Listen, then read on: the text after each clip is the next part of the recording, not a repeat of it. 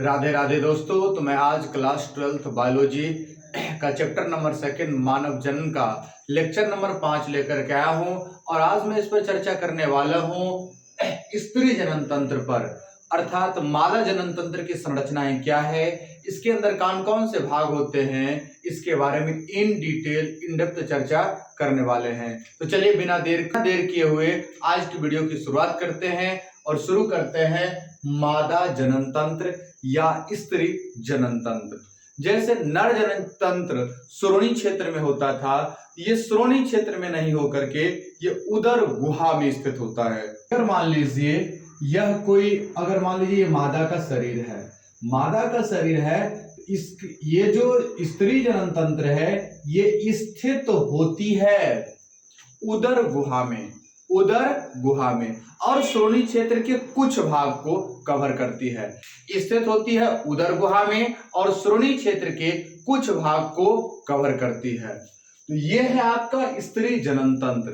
स्त्री जनन तंत्र का प्रमुख भाग कौन कौन सा है? तो मादा जनन तंत्र के प्रमुख भाग है एक जोड़ी अंडाशय, जिसे प्राथमिक ऋणांग कहते हैं या जनन कहते हैं। तो सबसे पहले एक जोड़ी अंडाशय है, उसके बाद एक जोड़ी अंडवाहिनी है, उसके बाद गर्भाशय है, उसके बाद गर्भाशय ग्रीवा है, योनि है, एक जोड़ी स्तन ग्रंथि है और एक जोड़ी बार्थोलिन ग्रंथि है और आखिरी में है बाह्य जननेंद्रिय।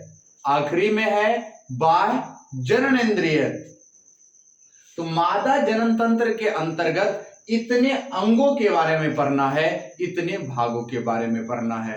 तो मादा जनन तंत्र में ये सभी भाग का पोजीशनिंग देख लीजिए, स्थिति कहाँ है। तो ये जो भाग दिख रहा है आपको, ये गोलाकार भाग, इसे कहते हैं अंडाशय। और अंडाशय हमेशा जोड़ा में होता है और जोड़ा मतलब दो पीस होता है, अर्थात किसी भी स्त्री में दो अंडाशय होता है, दो अंडाशय। ये जो लंबी नलीनुमा संरचना दिख रहा है और यहाँ पर उंगली नुमा प्रवर्ध दिख रही है, इस पूरे नलीनुमा संरचना से लेकर के उंगली नुमा प्रवर्ध तक के संरचना को फैलोपियन नलिका या अंडवाहिनी या डिंबवाहिनी कहते हैं। ये देखिए बायां साइड एक है, दाहिना साइड एक है, अर्थात दो होती है। उसके बाद बीच में यहां आइएगा तो एक गर्भाशय होता है।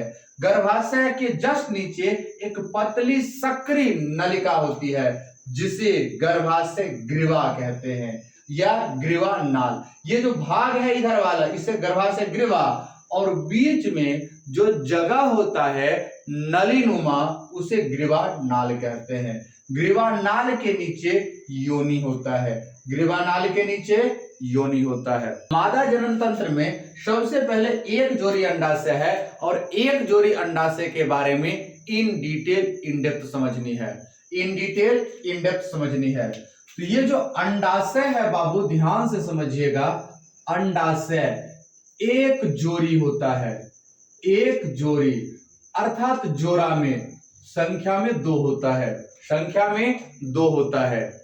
और ये महिलाओं में बादाम के गिरी के आकार का होता है, बादाम के गिरी के आकार का होता है।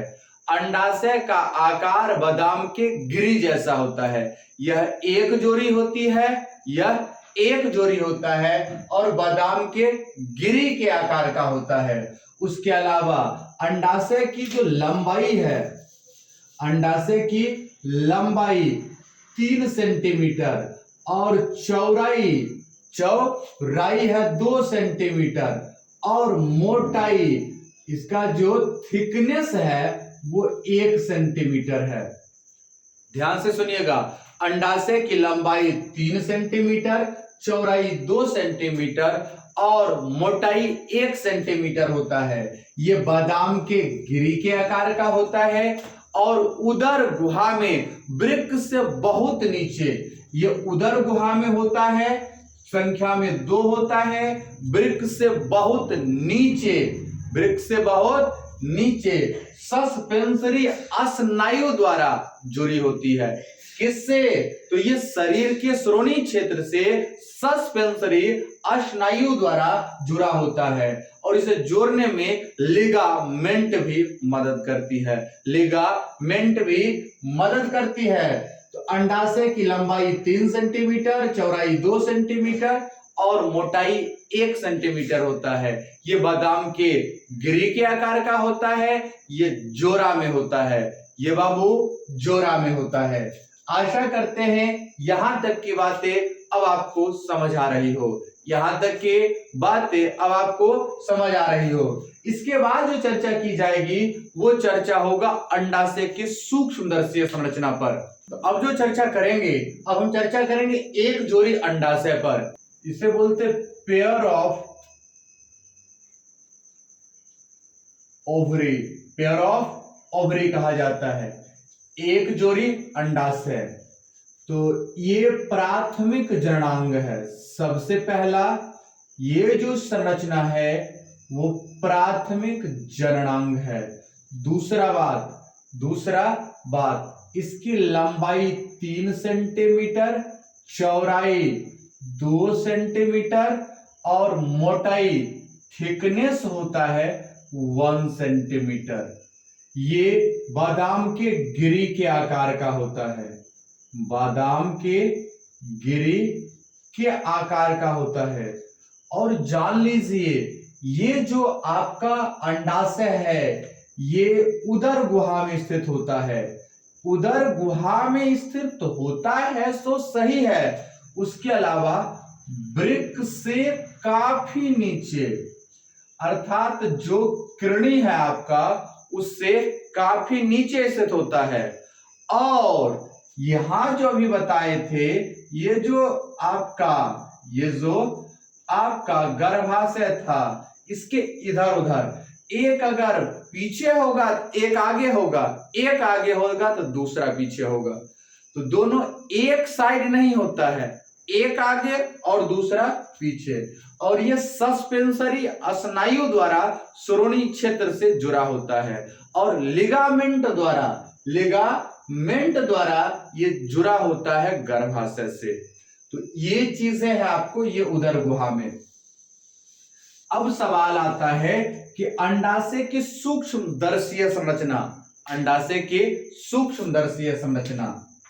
तो इसके सूक्ष्मदर्शी संरचना पर चर्चा करेंगे, सूक्ष्मदर्शीय संरचना पर चर्चा करेंगे, अंडाशय की सूक्ष्मदर्शीय संरचना पर चर्चा करेंगे। सबसे पहला बात, यह तो प्राथमिक जननांग है और यह 3 स्तरों से एक खोल में बंद होता है, 3 स्तरों से ढके खोल में बंद होता है। ध्यान से समझिए, अंडाशय जो है वो 3 स्तरों से ढके एक खोल में बंद होता है, 3 स्तरों से ढके खोल में बंद होता है। बाहरी खोल है, जो बाहरी संरचना है उसे बोलते हैं पेरिटोनियम। अंडाशय के बाहरी संरचना को पेरिटोनियम कहा जाता है। याद रखिएगा बाबू, अंडाशय के सबसे बाहरी संरचना को पेरिटोनियम कहा जाता है। और अंडाशय के जस्ट नीचे एक हरी परत को अर्थात एकल भित्तीय संरचना होती है, एक हरी परत या एकल भित्तीय संरचना होती है। इस एक हरी परत या एकल भित्तीय संरचना को जनन उपकला या जनन एपिथेलियम कहते हैं। इसे जनन उपकला या जनन एपिथेलियम कहते हैं।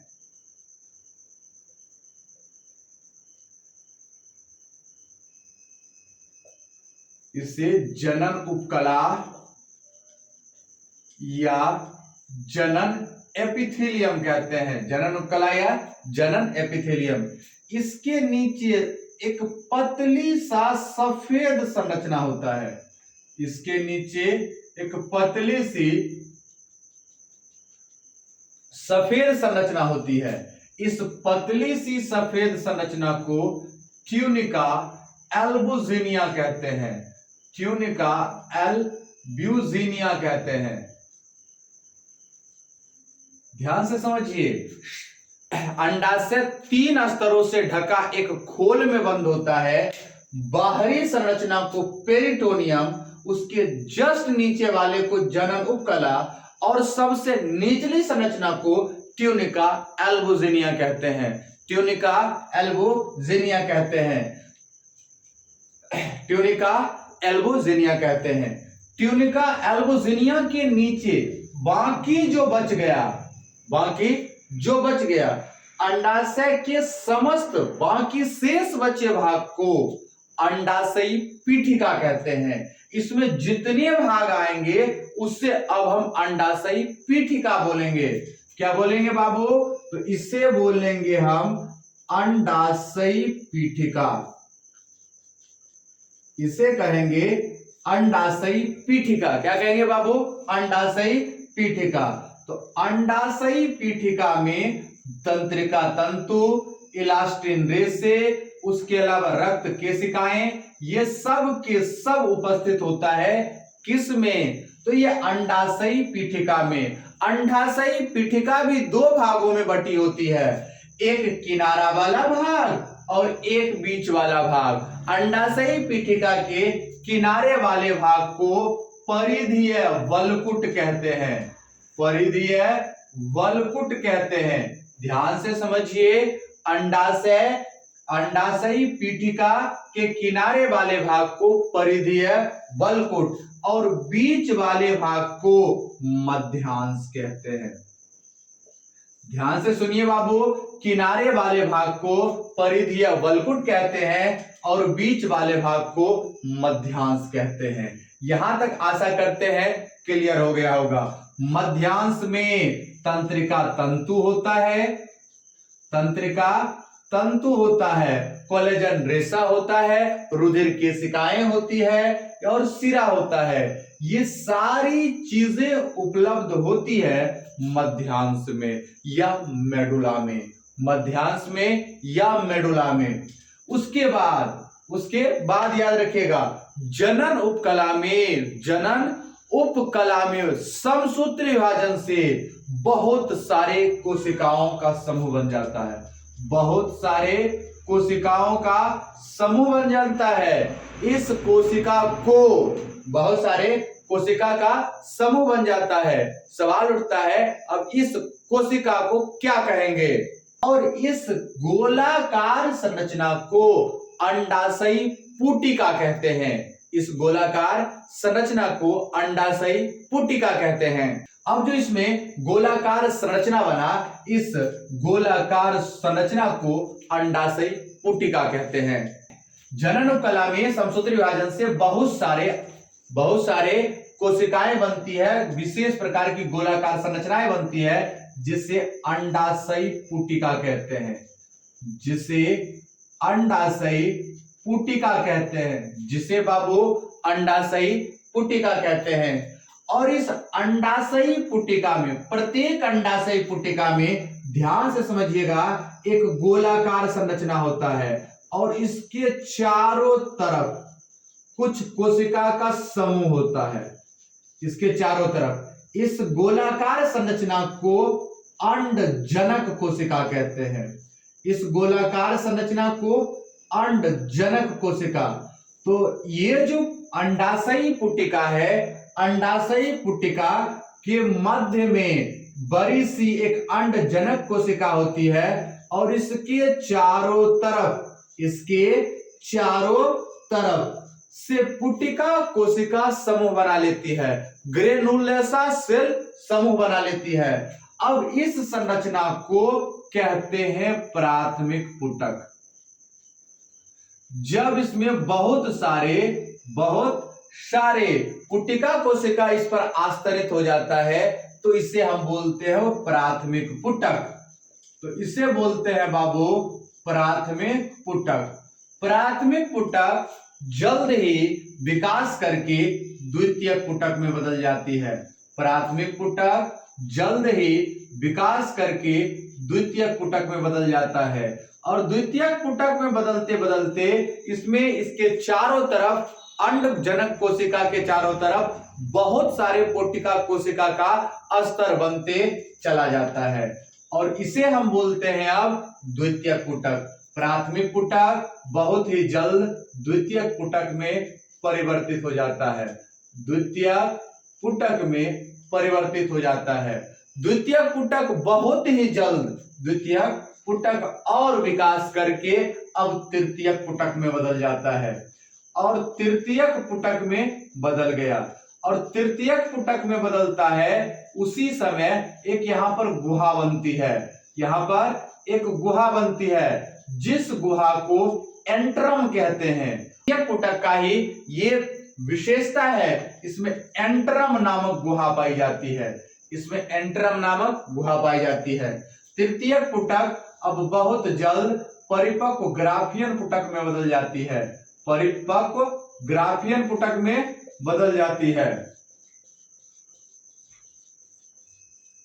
तृतीयक पुटक अब बहुत ही जल्द ग्राफियन पुटक में बदल जाती है। ग्राफियन पुटक मासिक चक्र के 14वें दिन, ग्राफियन पुटक मासिक चक्र के 14वें दिन, मासिक चक्र के 14वें दिन, मासिक चक्र के 14वें दिन अंडाशय की सतह पर आकर के फट जाती है और अंडाशय के सतह पर फटने के बाद जो द्वितीयक अंडक था, द्वितीयक अंडक बाहर आता है और ग्राफियन पुटक के फटने के फलस्वरूप द्वितीयक अंडक को बाहर आने की क्रिया को, द्वितीयक अंडक को बाहर आने की क्रिया को हम कहते हैं अंडोत्सर्ग और अंडोत्सर्ग मासिक चक्र के 14वें दिन होता है और इस अंडोत्सर्ग को नियंत्रित करने का जो हार्मोन काम करता है उसे कहते हैं एलएच। एलएच का स्राव कहां से होता है तो याद कीजिए, जब हम पुरुष में हम शुक्राणु का किस प्रकार निर्माण होता है और वृषण की संरचना बताए थे सूक्ष्मदर्शी, वहां बताए थे। कहा तो दिमाग के हाइपोथैलेमस से जीएनआरएच हार्मोन का स्राव होता है, जो जीएनआरएच हार्मोन अग्रपृष्ठ ग्रंथि के पास जाकर के एफएसएच और एलएच हार्मोन का स्राव करवाता है। उसी प्रकार महिलाओं में भी, महिलाएं जब, लड़कियां जब 11 से 13 वर्षों की होती है, उसके दिमाग के हाइपोथैलेमस से जीएनआरएच हार्मोन का स्राव होता है और वो जीएनआरएच हार्मोन अग्रपृष्ठ ग्रंथि के पास जाकर के एफएसएच और एलएच हार्मोन का स्राव करवाती है। वो जो एफएसएच हार्मोन है, एफएसएच हार्मोन ये पुटिका कोशिका को प्राथमिक, द्वितीयक, तृतीयक पुटिका और परिपक्व ग्राफियन पुटक बनाने के लिए प्रेरित करता है। जब परिपक्व ग्राफियन पुटक बन जाती है तो एलएच अपने सर्ज पर जाकर के, शिखर पर जाकर के इसे प्रेरित करता फट जाने के लिए और ग्राफियन पुटक फटने के बाद इससे द्वितीय कंडक बाहर आ जाता है और फटी हुई ग्राफियन पुटक से द्वितीय कंडक के बाहर आने की क्रिया को अंडोत्सर्ग कहते हैं और ये लड़कियों में मासिक चक्र के 14वें दिन होता है। ये लड़कियों में मासिक चक्र के 14वें दिन होता है। कहोगे सर अंडोत्सर्ग आ गया और वो जो अभी बताए थे झल्लरी, उसे पकड़ करके कहां तो शरीर के गुहा में फैलोपियन नलिका में लेकर के चली जाती है। अब वो फैलोपियन नलिका में चला गया है। फैलोपियन नलिका में जाने के बाद कहोगे इसका क्या होगा तो फटी हुई ग्राफियन पुटक, फटी हुई ग्राफियन पुटक, ध्यान से समझिएगा, फटी हुई ग्राफियन पुटक में रक्त के भरने और पुटिका कोशिका के सम्मिश्रण से एक ग्रंथिल संरचना का निर्माण होता है जिसे कार्पस हीमोरेजिकम कहते हैं, जिसे कार्पस हीमोरेजिकम कहते हैं। कार्पस हीमोरेजिकम जल्द ही एक पीले रंग के संरचना में परिवर्तित होता है और जिस पीले रंग के संरचना को, जिस पीले रंग के संरचना को कार्पस ल्यूटियम कहते हैं, जिस पीले रंग की संरचना को कार्पस ल्यूटियम कहते हैं और कार्पस ल्यूटियम जब नष्ट होने लगता है तो यह एक सफेद रंग की संरचना में परिवर्तित हो जाती है और जिस सफेद रंग की संरचना को कार्पस एल्बिकेंस कहते हैं, जिस सफेद रंग की संरचना को बाबू कार्पस एल्बिकेंस कहते हैं। ध्यान से समझिए, फिर से एक बार इस संरचना को समझने का प्रयास कीजिएगा कि मैंने अभी क्या समझाया है और क्या समझाने का प्रयास किया है। जो अंडाशय है, जो महिला का या मादा का या लड़की का अंडाशय है, ये त्रिस्तरीय खोल में स्थित होता है। इस खोल के सबसे बाहरी स्तर को पेरिटोनियम कहते हैं। उसके नीचे एक हरी स्तर होती है जिसे जननकला या जनन एपिथेलियम कहते हैं। जननकला के जस्ट नीचे, जननकला के बिल्कुल नीचे एक पतली सफेद रंग की संरचना होती है जिसे ट्यूनिका एल्बोजेनिया कहते हैं। उसके बाद अंडाशय के समस्त आंतरिक भाग को अंडाशयी पीठिका कहते हैं। अंडाशयी पीठिका के किनारे के भाग को परिधीय बलकोट और बीच वाले भाग को मध्यांश या मेडुला कहते हैं। और इसमें परिधीय, बलकोट और मध्यांश को अलग करने का कोई निश्चित स्थान नहीं होता है।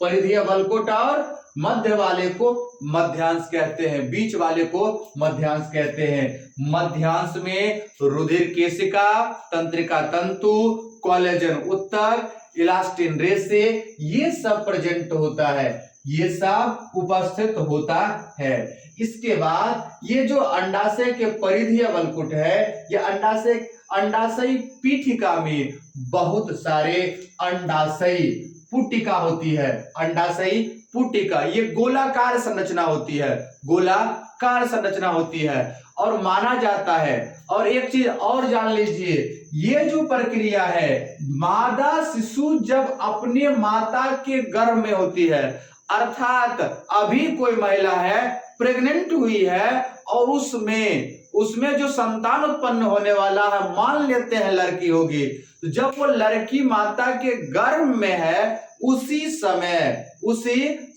उसमें अंडाशयी पुटिका का निर्माण हो जाता है। और लगभग 1,20,000 से 1,60,000 तक निर्माण होता है। लेकिन कहा जाता है अलग अलग समय पर अलग अलग प्रक्रिया द्वारा ये धीरे धीरे नष्ट हो जाती है। और पूरे जनन काल में लगभग 400 से 500 ही परिपक्व हो पाते हैं। पूरे जनन काल में लगभग 400 से 500 ही परिपक्व हो जाते हैं। कोई स्पेसिफिक डाटा कहीं मिला हुआ नहीं है, लोग अनुमान लगाता है।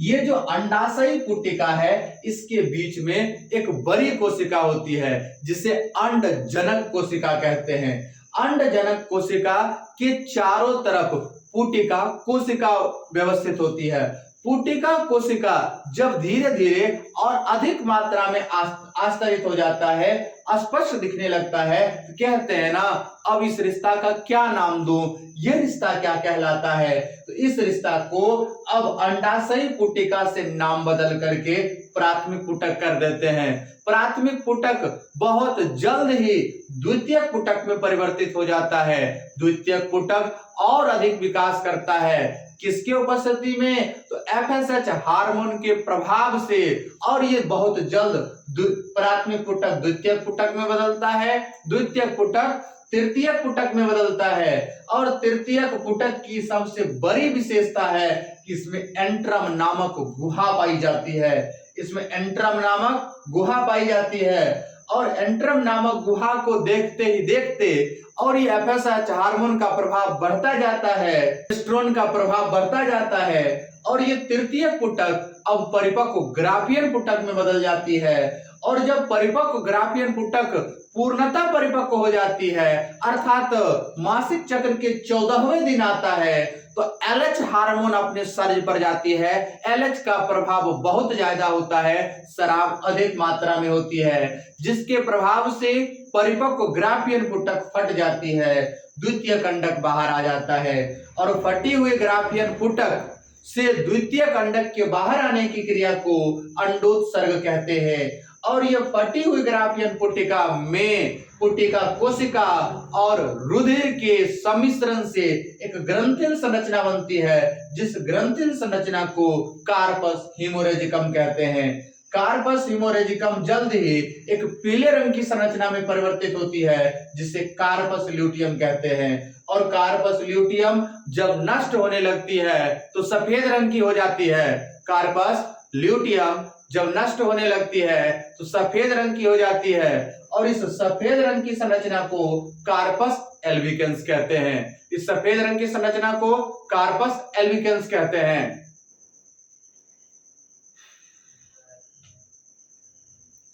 इस सफेद रंग की संरचना को कार्पस एल्बिकेंस कहते हैं। तो ये है आपके अंडाशय का सूक्ष्मदर्शी संरचना। तो आज मैंने चर्चाएं की है, तो बाबू आज मैंने चर्चाएं की है कि मादा जनन तंत्र क्या होता है। अंग या अंगों का वैसा समूह जो मादा में प्रजनन के लिए आवश्यक वह प्रजनन में सहायक होता है उसे मादा प्रजनन तंत्र या मादा जनन तंत्र कहते हैं। उसके बाद मैंने इसके भाग पढ़ाई, एक जोड़ी अंडाशय, एक जोड़ी फैलोपियन नलिका, गर्भाशय, ग्रीवानाल, उसके बाद योनि, बाह्य जननेंद्रिय, इन तमाम बिंदुओं पर मैंने बताया ये सब होता है। उसके बाद सब के बारे में in detail in depth discussion होगी, लेकिन मैंने अभी तक जो चर्चाएं की है वो केवल और केवल एक जोड़ी अंडाशय पर चर्चा किया।